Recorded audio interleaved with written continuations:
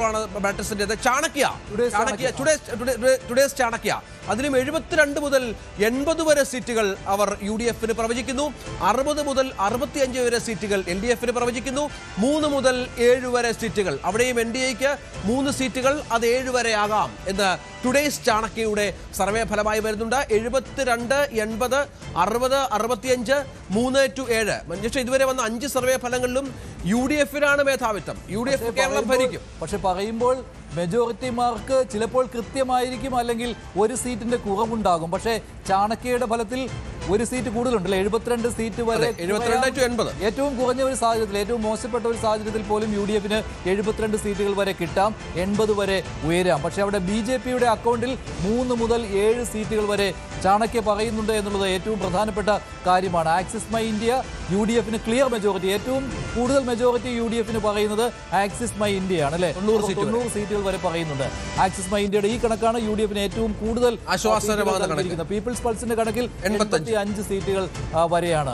മാട്രിക്സിന്റെ കണക്കിലും ഇഞ്ചോടിഞ്ച് പോരാട്ടം എന്ന് തന്നെ പറയേണ്ടി വരും. ടുഡേസ് ചാണക്യയിലും അങ്ങനെയാണ്. PMarkലും 79 സീറ്റുകൾ വരെ പറയുന്നുണ്ട്.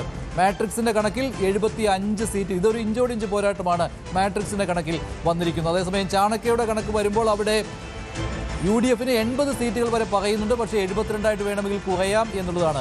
നമ്മുടെ വോട്ട് വൈബ് എക്സിറ്റ് പോൾ ഫലം ന്യൂസ് 18-നാണ് പുറത്തുവിട്ടത്. വോട്ട് വൈബ് അനുസരിച്ച് 75 സീറ്റുകളാണ് ആർക്കുള്ളത്, UDF-നുള്ളത്. അവിടെ 63 സീറ്റുകളാണ് LDF-ന്. 58 മുതൽ. ഏതായാലും കേരളത്തിൽ കാത്തിരിക്കുന്ന തെരഞ്ഞെടുപ്പ് ഫലം ഇരു മുന്നണികളുടെയും ചങ്കിടിപ്പ് കൂട്ടുന്നതാണ് എന്ന കാര്യത്തിൽ സംശയമില്ല. കാരണം ഇഞ്ചോടിഞ്ച് പോരാട്ടം നടക്കുന്ന മണ്ഡലങ്ങൾ, പല മണ്ഡലങ്ങളും ഡിസൈഡിംഗ് ഫാക്ടേഴ്സായി മാറും. ചെറിയ കക്ഷികൾ പോലും നിർണായകമായി മാറും. അങ്ങനെ കേവല ഭൂരിപക്ഷം കടന്ന് ഒരു വലിയ സംഖ്യയിലേക്ക് ഒരു മുന്നണിയും എത്തില്ല എന്നുള്ള തരത്തിലുള്ള സൂചനകൾ തന്നെയാണ് ഇതുവരെ പുറത്തു വന്നിരിക്കുന്ന എക്സിറ്റ് പോൾ ഫലങ്ങൾ വ്യക്തമാക്കുന്നത്. പുറത്തു വന്ന 5 സർവേകളിലും ഒരു 90-ന് മുകളിലേക്ക് ഒരു സീറ്റ് ഒരു മുന്നണിയും നേടില്ല എന്ന് വ്യക്തമാക്കിയിട്ടുണ്ട്.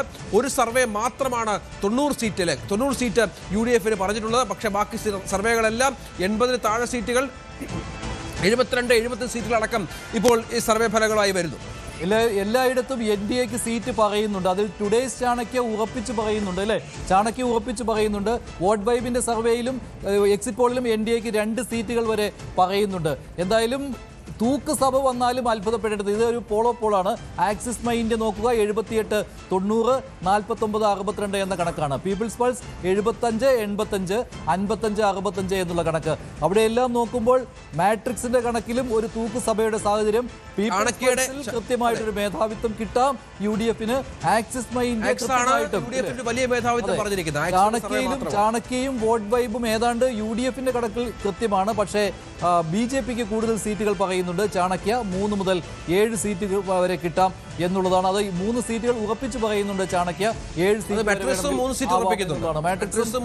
മുതൽ 5 സീറ്റുകൾ വരെ പറയുകയാണ് പീപ്പിൾസ് പൾസും. പക്ഷേ ആക്സിസ് മൈ ഇന്ത്യയും BJP-ക്ക് സീറ്റ് ഉറപ്പിക്കുന്നില്ല. പക്ഷേ 3 സീറ്റുകൾ വരെ കിട്ടാം എന്നുള്ളതാണ്. അപ്പോൾ ഒരു തൂക്ക് സഭ വന്നാലും അത്ഭുതപ്പെടേണ്ടതില്ല എന്ന രീതിയിലും വിവിധ ഏജൻസികളുടെ എക്സിറ്റ് പോൾ ഫലങ്ങൾ വിലയിരുത്തുമ്പോൾ കാര്യങ്ങൾ ആ രീതിയിൽ പറയേണ്ടി വരും.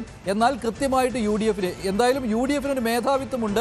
ആ മേധാവിത്വം എത്രമാത്രം സീറ്റുകളിലേക്ക് അവർക്ക് കൺവെർട്ട് ചെയ്യാൻ പറ്റും എന്നുള്ളതാണ് കാണേണ്ടത് അല്ലേ. വിവിധ മേഖലകൾ തിരിച്ചുള്ള വിവിധ വിഷയങ്ങൾ കടന്നു വന്ന തെരഞ്ഞെടുപ്പ്, അവിടെ എല്ലാ സർവേ ഫലങ്ങളും UDF-ന് അനുകൂലമാണ്.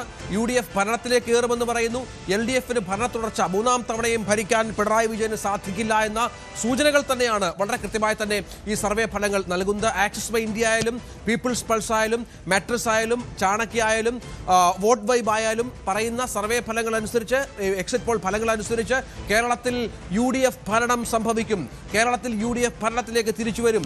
LDF-ന് മറ്റൊരു ഭരണം 3ാം ടേം ലഭിക്കില്ല എന്നും വളരെ കൃത്യമായി തന്നെ ഈ സർവേ ഫലങ്ങൾ പ്രവചിക്കുന്നു. അവിടെ ഓർക്കേണ്ടത്, ഇതെല്ലാം ഒരു മിഡ് പോയിന്റ് എടുത്തു കഴിഞ്ഞാൽ ചിലയിടത്തെങ്കിലും ഒരു തൂക്ക് സഭയുടെ പ്രതീതി വരുന്നുണ്ട്. ഇപ്പോൾ മാട്രിക്സിന്റെ തന്നെ എടുക്കുകയാണെങ്കിൽ 70 മുതൽ 75 എന്ന് പറയുമ്പോൾ 70 UDF-ന്റെ അംഗസംഖ്യ കുറയുകയാണെങ്കിൽ അവിടെ 65 സീറ്റുകളായിരിക്കും LDF-ന് ഉണ്ടാകാൻ പോകുന്നത്. അപ്പോൾ 3 സീറ്റുകൾ നേടുന്ന NDA നിർണായക ഘടകമായി വരും എന്നുള്ളതാണ്. അതാണ് മാട്രിക്സിന്റെ അല്ല, ചാണക്യയുടെ കണക്കിൽ അത് കൃത്യമായിട്ടും ആ രീതിയിൽ പറയുന്നു. മാട്രിക്സിന്റെ കണക്കിലാണ് അത് പറയുന്നത്. അതേസമയം ചാണക്യയും 3 മുതൽ 7 സീറ്റുകൾ വരെ പറയുമ്പോൾ 72 സീറ്റുകൾ UDF-ന് കിട്ടാം. അങ്ങനെ വരുമ്പോൾ അത് കേവല ഭൂരിപക്ഷം തന്നെയാണ്. പക്ഷേ എങ്കിലും ഒരു തൂക്ക് സഭയുടെ സാഹചര്യം അവിടെയും കൂടുതൽ വാർത്തകൾക്ക് news 18 Keralam YouTube channel subscribe ചെയ്യുക.